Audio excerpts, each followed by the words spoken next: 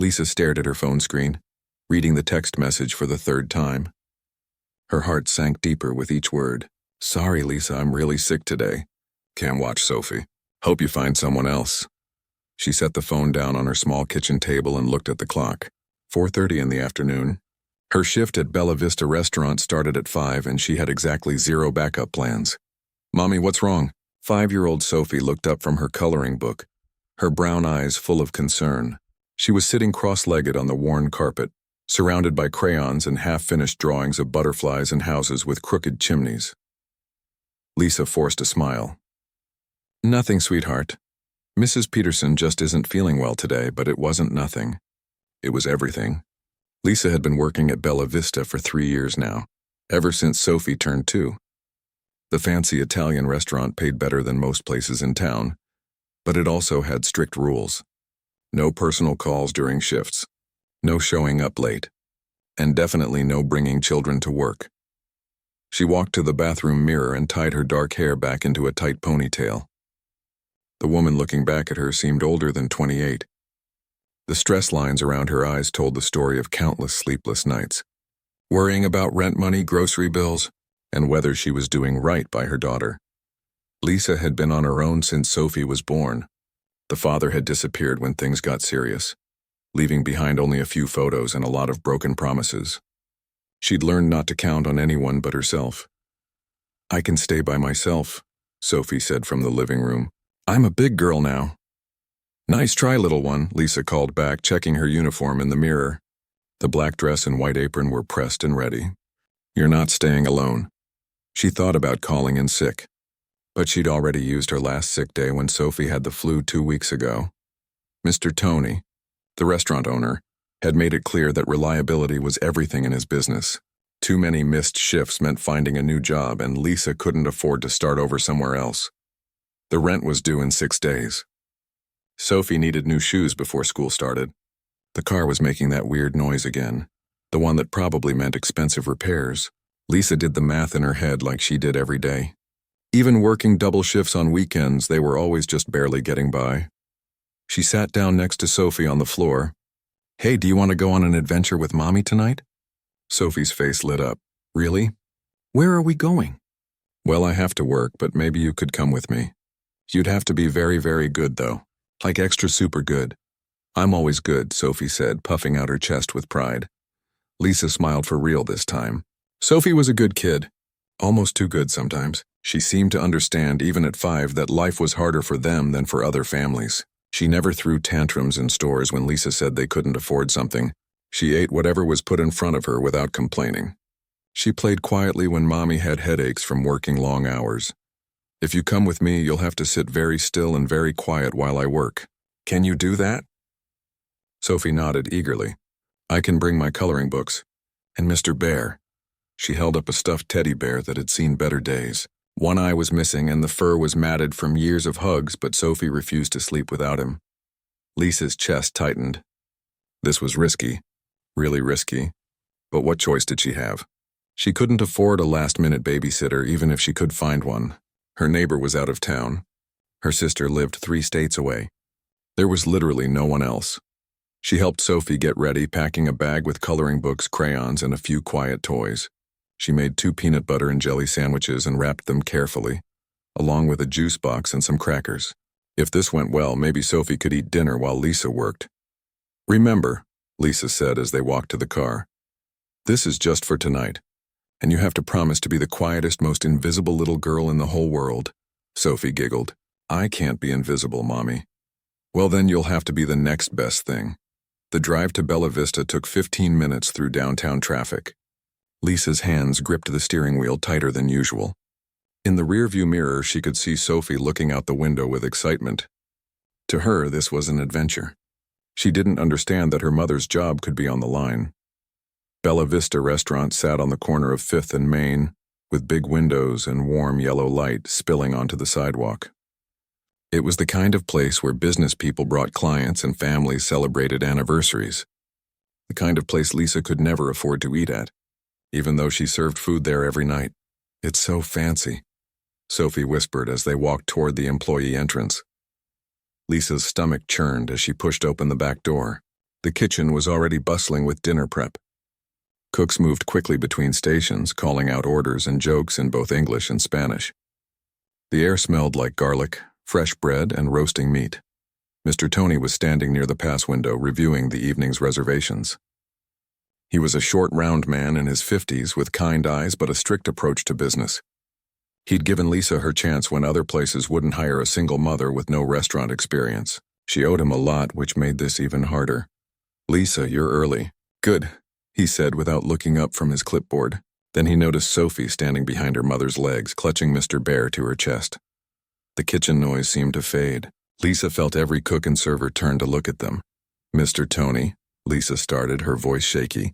"I know this isn't ideal, but my babysitter got sick and I couldn't find anyone else. Sophie will be no trouble at all. She'll just sit quietly in the back booth. You won't even know she's here."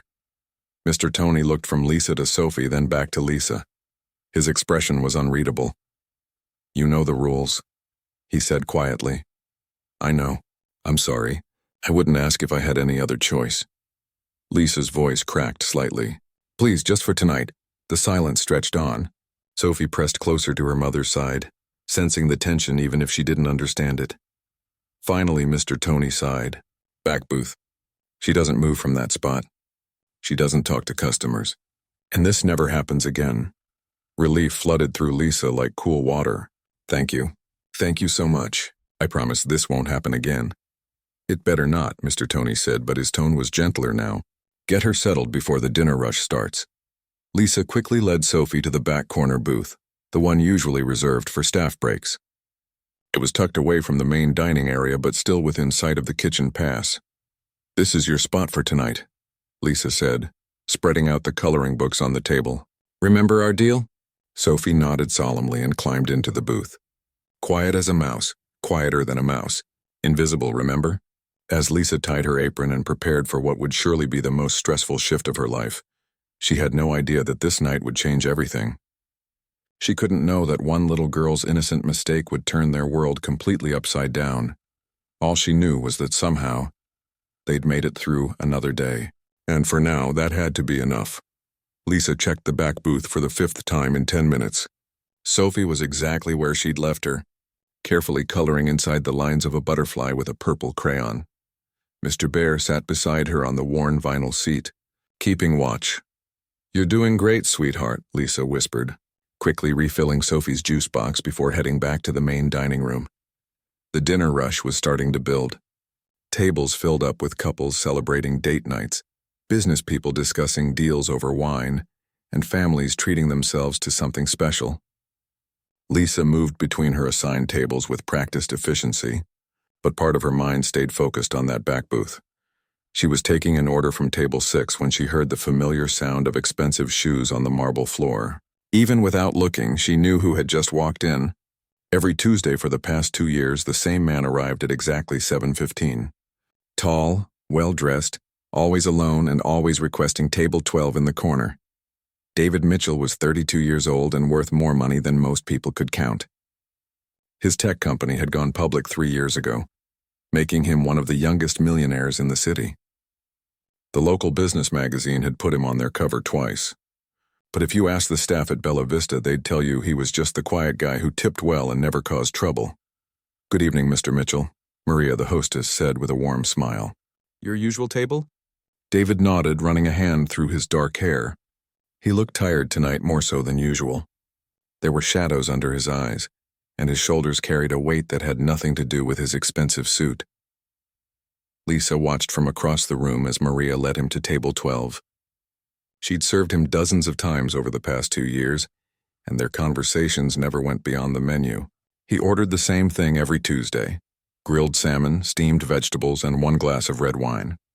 He ate slowly, often staring out the window at the city lights, and he always left exactly 30 minutes after his food arrived. Tonight felt different, though. As Lisa approached his table with her order pad, she noticed he wasn't looking at the menu. Instead, his eyes kept drifting around the restaurant as if he was searching for something he couldn't find. "The usual tonight, Mr. Mitchell?" Lisa asked, pen ready. He looked up at her, and for a moment, she saw something in his expression that caught her off guard. Loneliness. The kind that comes from having everything you thought you wanted but nothing that actually matters. Actually, he said, his voice quieter than usual. Just the wine tonight. I'm not very hungry. Lisa nodded and headed to the bar, but she couldn't shake the feeling that something was wrong. In 2 years of serving him, David had never changed his order. Not once. She didn't know that David was going through the worst period of his adult life. Despite all his success, he felt empty inside. His company was thriving, his bank account kept growing, but he went home every night to an empty apartment and wondered what the point of it all was. 6 years ago, he'd made a decision that haunted him every day. He'd walked away from someone who mattered, convinced himself it was for the best, and spent every day since wondering what if. Lately, the wondering had turned into something deeper. Regret that sat in his chest like a stone. Lisa returned with his wine, setting it down gently. Are you sure about dinner? The salmon is really good tonight. David looked up at her again, and this time he really saw her. She was young, maybe late 20s, with kind eyes and a gentle smile. Something about her seemed familiar, though he couldn't place it. You have a daughter, he said suddenly, surprising them both. Lisa blinked. I'm sorry? You have that look. Like someone who puts someone else first. David picked up his wine glass, his hand shaking slightly. I can always tell. Lisa glanced quickly toward the back of the restaurant, where Sophie was still coloring quietly. Yes, I do. She's 5. 5, David repeated, staring into his wine. That's a good age. Old enough to have real conversations, but young enough to still believe in magic. There was something in his voice that made Lisa pause.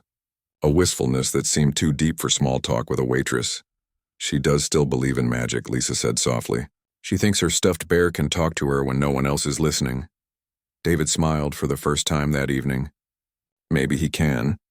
Lisa left him to his wine and moved on to her other tables, but she found herself glancing back at him throughout the evening.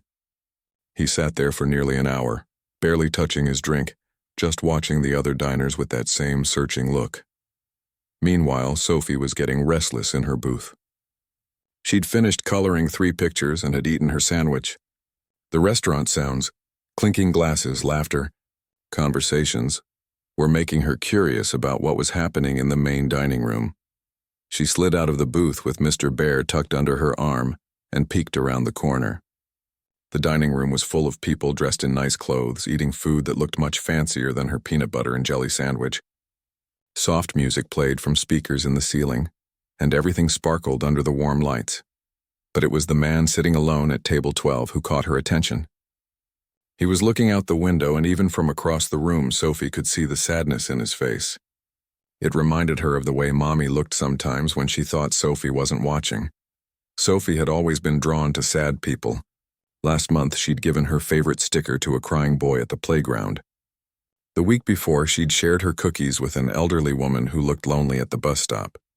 Mommy said Sophie had a big heart, maybe too big for her own good. The man at table 12 looked like he needed a friend. Lisa was busy taking an order at table 4 when she noticed the back booth was empty. Her heart stopped for a moment before she spotted Sophie standing near the kitchen door, watching the dining room with wide eyes. She quickly excused herself from her customers and hurried over to her daughter. Sophie, what are you doing? You're supposed to stay in the booth. I was just looking, Mommy. Everyone looks so fancy. I know, sweetheart, but remember what we talked about? You have to stay in your spot. Sophie nodded, but as Lisa led her back to the booth, her eyes kept drifting toward table 12. There was something about that man that pulled at her, though she couldn't understand what it was. David finished his wine and signaled for the check, but he didn't get up to leave right away. Instead, he continued to sit there, lost in thoughts about choices made and chances missed. He found himself thinking about a woman he'd known years ago, someone who'd made him laugh and dream about a different kind of future. Someone whose name he still whispered sometimes when he couldn't sleep.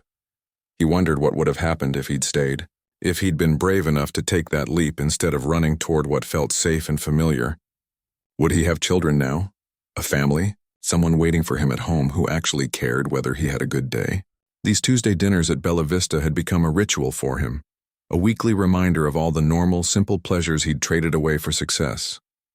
Watching families share meals, couples hold hands across small tables, children giggle over dessert.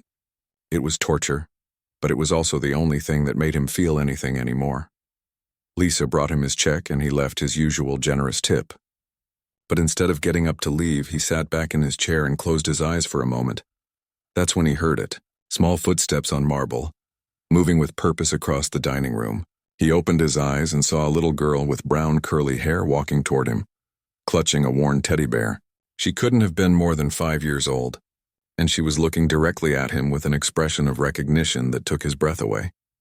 The entire restaurant seemed to hold its breath as the little girl approached his table, her eyes never leaving his face. David felt something shift inside his chest, a recognition so deep and primal that it scared him, and then the little girl started to run. Time seemed to slow down as Sophie's small feet carried her across the restaurant floor. Her curly hair bounced with each step, and Mr. Bear dangled from her hand as she moved with the kind of pure determination that only children possess.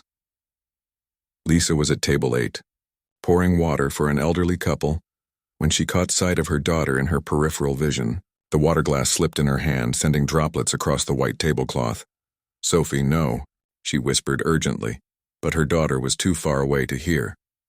Other diners began to notice the little girl weaving between tables. A woman in a red dress smiled and moved her purse out of the way. A businessman looked up from his phone with curiosity. The soft dinner conversation continued, but eyes began following Sophie's path across the room. David saw her coming and felt his chest tighten with an emotion he couldn't name. The little girl's eyes were locked on his face with an intensity that made him grip the edge of the table.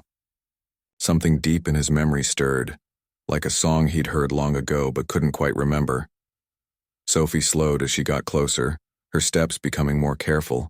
She studied his face with the serious expression children get when they're trying to solve a puzzle. David found himself holding his breath, unable to look away from those dark eyes that seemed so familiar. "Excuse me," Sophie said in her small, clear voice.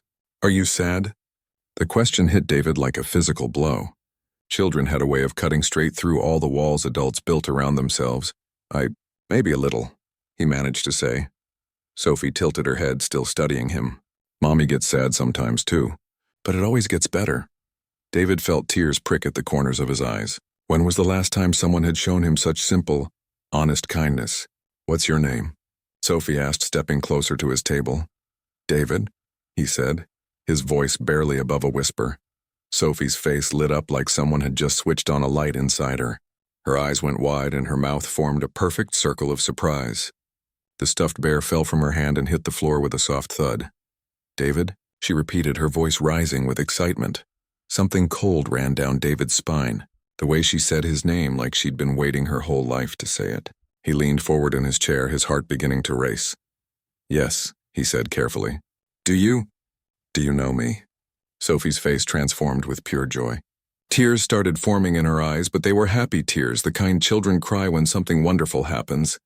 "I knew it," she whispered, then louder, "I knew it," and then she was running again, not away from him this time, but toward him. Her small arms stretched out wide as she covered the last few feet between them. "Daddy," the word exploded from her like it had been building up inside her for years. "Daddy, I found you." The restaurant froze. Every conversation stopped mid-sentence. Every fork paused halfway to every mouth.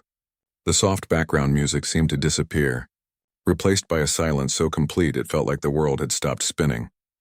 Sophie launched herself at David, wrapping her tiny arms around his legs and pressing her face against his knees. "I knew you'd come back. I knew you'd find me. Mommy said you were far away, but I knew you'd come back." David's wine glass tumbled from his numb fingers and shattered on the floor, red wine spreading across the white marble like spilled paint. He stared down at the little girl clinging to him, his mind reeling. The dark curly hair, the determined chin, the shape of her eyes. Oh God, the shape of her eyes.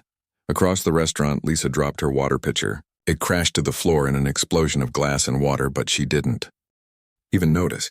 She was running now, pushing past chairs and startled diners, her face white with panic. "Sophie! Sophie, no!" Lisa's voice cracked with desperation. "I'm so sorry, sir. She's just confused." "Sophie, let go." But Sophie held on tighter, looking up at David with tears of joy streaming down her cheeks. "It's really you, isn't it, Daddy? It's really you." David's hands shook as he reached down to touch her face. The moment his fingers made contact with her soft skin, the last pieces of the puzzle clicked into place. The eyes, the smile, the way her nose crinkled when she was happy. 6 years ago, he'd left town the day after Lisa told him she was pregnant. He'd convinced himself it was the right thing to do. He was too young, too focused on building his company, too scared to be a father. He'd promised to come back, but weeks turned to months and months turned to years. Eventually, he'd convinced himself that Lisa and the baby were better off without him. But the baby hadn't been just the baby. The baby had been Sophie. This Sophie. His Sophie. "Oh my God," he breathed, his voice breaking. "Oh my God." Lisa reached them, her chest heaving from running across the restaurant. She grabbed Sophie's shoulders, trying to pull her away from David. "Sophie, sweetie, you can't just run up to people like that. This gentleman doesn't know you." "But he does know me," Sophie protested, looking back and forth between her mother and the man she'd called Daddy. "It's Daddy. It's really him." Lisa's eyes met David's for the first time in 6 years, and the recognition hit her like lightning. The successful businessman, the millionaire who came in every Tuesday, the quiet man who always sat alone. "David?" she whispered, her voice barely audible. He nodded, unable to speak. Tears were flowing freely down his face now, and he didn't care who saw them. The restaurant remained frozen around them. Servers stood with plates in their hands, forgotten. Diners held their phones, some recording, others too stunned to move. Mr. Tony appeared at the kitchen door, taking in the scene with wide eyes. An elderly woman at table 5 dabbed at her eyes with her napkin. A young couple held hands across their table, witnessing something that felt too intimate and too beautiful to be happening in public. Sophie looked up at Lisa with confusion. "Why are you crying, Mommy?" "I found him. I found Daddy." Lisa knelt down beside her daughter, her own tears starting to fall. "Sweetheart, how did you?" "I just knew," Sophie said simply, the way children explain things that make perfect sense to them and no sense to adults. "I saw him and I knew it was him. He has the same eyes as me. See?" She looked back up at David, who was staring at both of them like he was seeing ghosts. "You came back just like Mommy said you would. She said you were far away working, but that you loved me very much and maybe someday you'd come home."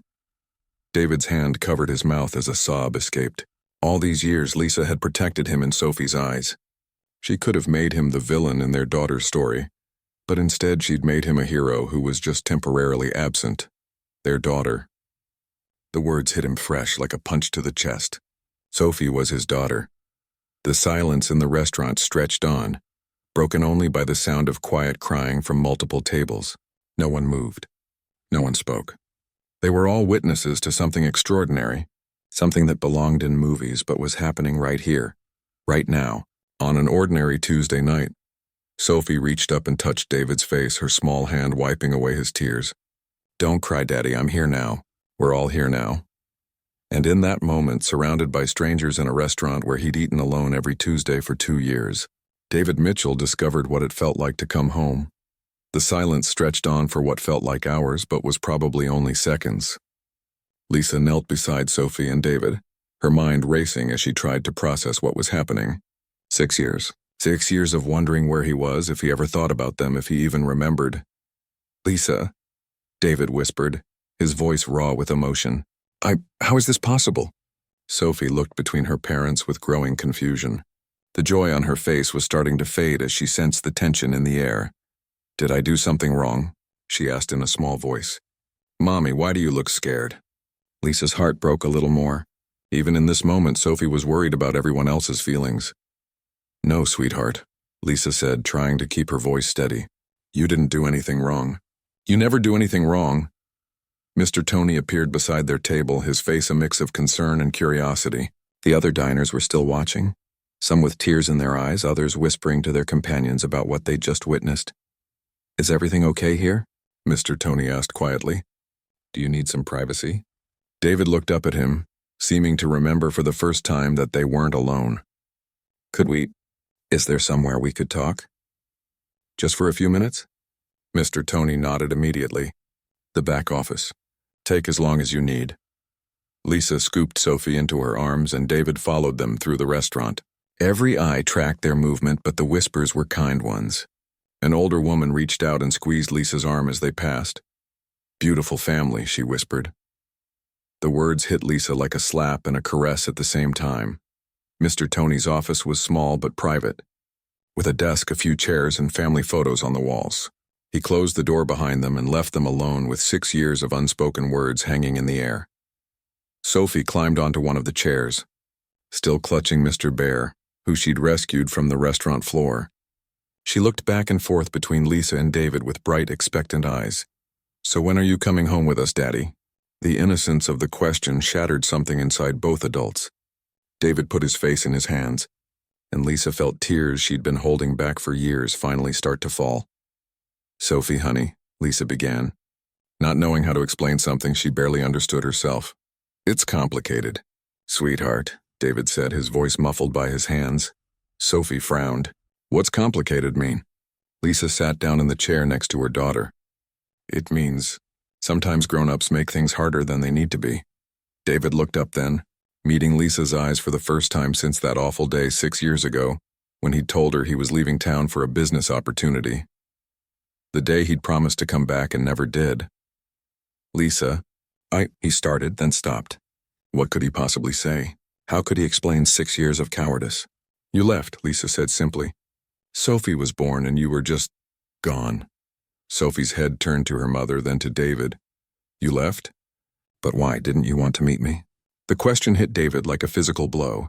He knelt down in front of Sophie's chair, putting himself at her eye level. "Oh, sweetheart," he said, his voice breaking. "I wanted to meet you more than anything in the world. I was scared." "Scared of what?"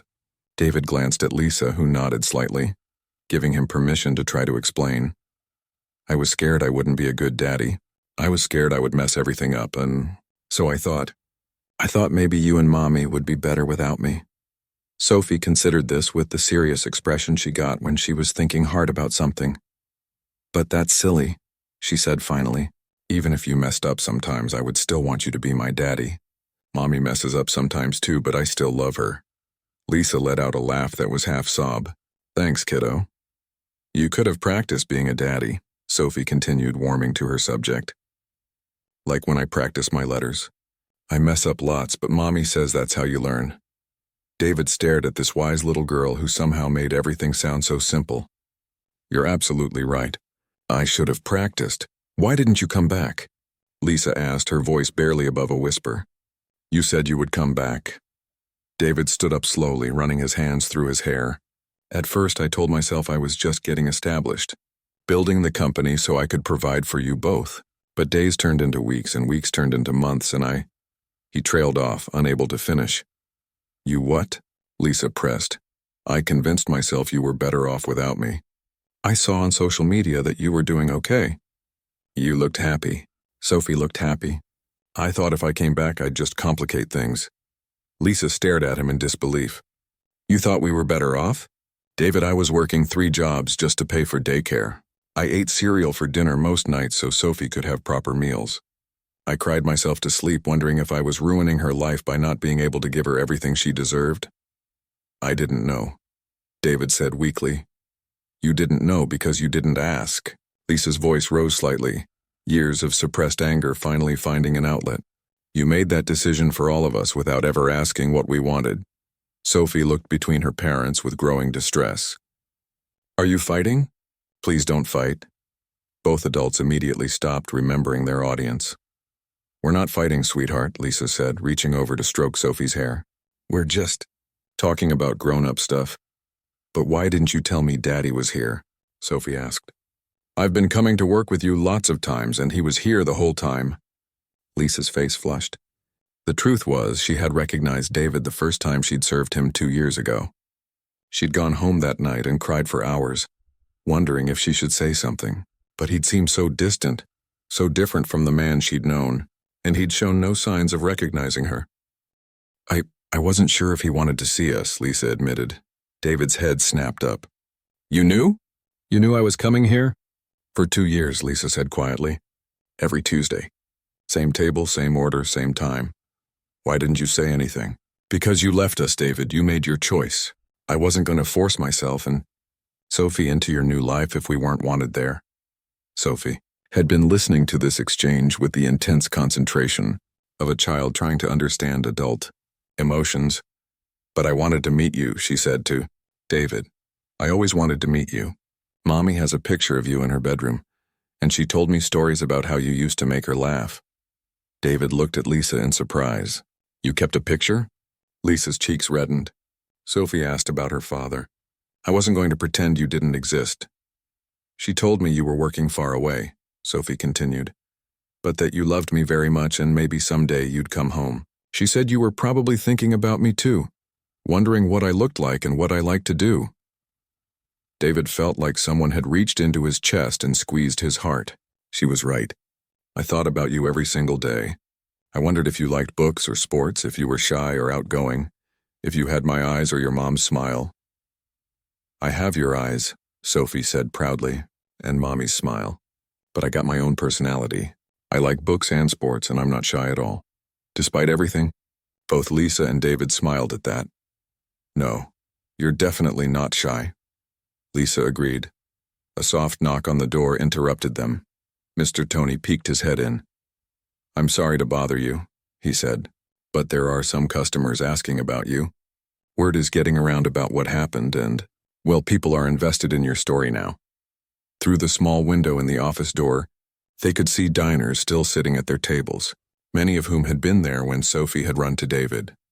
They were talking quietly among themselves, but their eyes kept drifting toward the office. What do you mean? Lisa asked. They want to know if you're okay.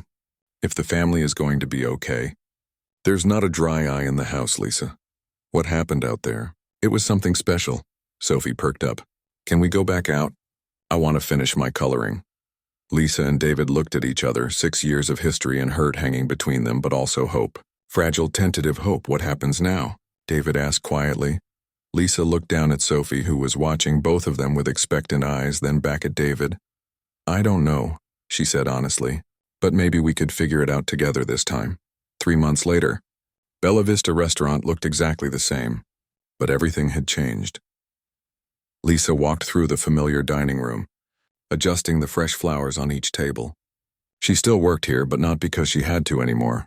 After that unforgettable Tuesday night, David had quietly taken care of all the financial pressures that had been weighing her down for years. The overdue bills, the car repairs, Sophie's growing list of needs. He'd done it without making a big deal about it, without making Lisa feel like charity. But money wasn't what had changed everything. It was the slow, careful rebuilding of trust that had transformed their lives. Mommy, is Daddy coming tonight? Sophie asked from her favorite booth in the back corner. She was working on her homework, her tongue poking out slightly as she concentrated on writing the letter B over and over. He'll be here at 7:15, Lisa said, smiling, just like every Tuesday. But now Tuesday nights were different. Instead of eating alone at table 12, David joined Sophie in the back booth while Lisa finished her shift. He'd help with homework, listen to stories about kindergarten, and read books that Sophie picked out from the library. The same booth where she'd colored quietly that first night had become their weekly family meeting place. It hadn't been easy at first. There were difficult conversations, hurt feelings that needed time to heal, and the delicate work of building a relationship between a father and daughter who were essentially strangers. David had been terrified of disappointing Sophie, and Lisa had struggled with trusting him not to disappear again. But Sophie, with the resilience that children possess, had made it easier for all of them. She approached this new relationship with her father the same way she approached everything else, with open-hearted enthusiasm and zero expectations of perfection. The restaurant door chimed, and Lisa looked up to see David walking in. He looked different now, lighter somehow. The shadows under his eyes had faded and he smiled more. Real smiles that reached his eyes and stayed there. Daddy, Sophie called out, waving from her booth. Several other diners looked up and smiled. Word had spread about the miracle reunion at Bella Vista, and many of the Tuesday night regulars had become invested in their story. They'd watch David and Sophie work on puzzles together, or listen to him read her bedtime stories while Lisa served other tables. It was like the whole restaurant had adopted them as their own family. Hey, Princess, David said, sliding into the booth across from Sophie. How was school today? Great. We learned about butterflies. Did you know they start as caterpillars and then they build a cocoon, And when they come out, they're completely different? David caught Lisa's eye across the room and smiled. I did know that. Pretty amazing, isn't it? How something can change so completely and become something beautiful. Lisa felt her cheeks warm. These little moments between David and Sophie still caught her off guard sometimes. Watching them together felt like seeing puzzle pieces finally click into place. I drew you a picture of a butterfly, Sophie said, pulling a crumpled paper from her backpack. See? It has your eyes. David studied the drawing seriously as if it were a masterpiece hanging in a museum. It's perfect. Thank you. The evening routine had become comfortable and familiar. David would help Sophie with homework while Lisa worked, and then the three of them would share a late dinner after the restaurant closed. They'd talk about their days, make plans for the weekend, and slowly build the foundation of the family they were becoming. Tonight felt special, though. Lisa had been working up the courage all week to bring up something important. As the last customers left and Mr. Tony locked the front door, Lisa brought over 3 plates of pasta and joined David and Sophie in their booth. So, she said, trying to sound casual, Sophie has something to ask you. Sophie perked up immediately. Oh yeah, Daddy, our school is having a father-daughter dance next month. Will you come with me? David's face lit up like someone had just told him he'd won the lottery. Really, you want me to come? Of course. All my friends want to meet you. I told them you're a businessman and you're really good at helping with math homework and you know all the words to the butterfly book. David looked at Lisa over Sophie's head, his eyes bright with unshed tears. This was what he'd been afraid he'd never have. Normal moments. Simple requests. A daughter who wanted to show him off to her friends. I would be honored to take you to the father-daughter dance, he said seriously. We'll have to practice dancing, though. I'm pretty rusty. That's okay. I'll teach you. I learned the waltz in music class. As Sophie chattered on about her plans for the dance, Lisa found herself thinking about how much their lives had changed. Not just the financial security, though that was a relief beyond words. It was the little things. Having someone to call when Sophie was sick, sharing bedtime duty, having another adult to talk to about parent stuff. Most importantly, it was watching Sophie bloom with the attention and love of both her parents. She'd always been a happy child, but now she radiated confidence in a way that made Lisa's heart full.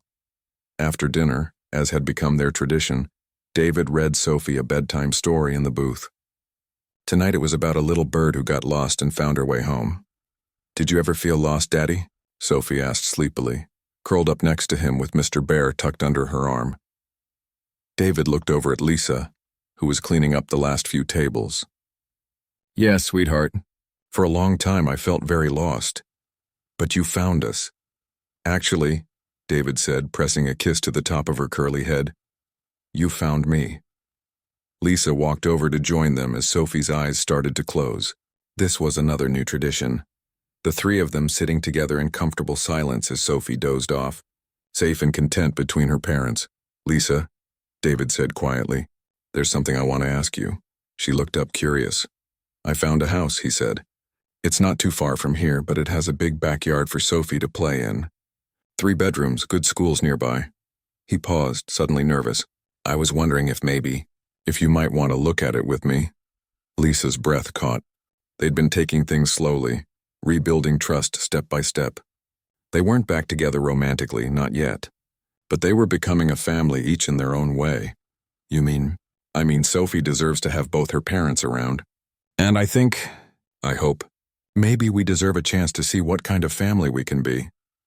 Lisa looked down at Sophie, sleeping peacefully against her father's shoulder. Her daughter had never looked more content. I'd like that, she said softly. I'd like to look at the house. David's smile was brighter than all the lights in the restaurant combined. As they gathered up Sophie's things and prepared to head home, Lisa looked around Bella Vista one more time. This place had given her a job when she needed one most. It had provided for her and Sophie for years. And on one magical Tuesday night, it had given them something they never expected. A second chance. Thank you, she whispered to the empty restaurant. Outside, David carefully buckled Sophie into her car seat while she mumbled sleepily about butterflies and father-daughter dances. As Lisa watched them together, she realized that sometimes the best stories don't end with happily ever after. Sometimes they end with happily ever beginning. and their beginning was just getting started.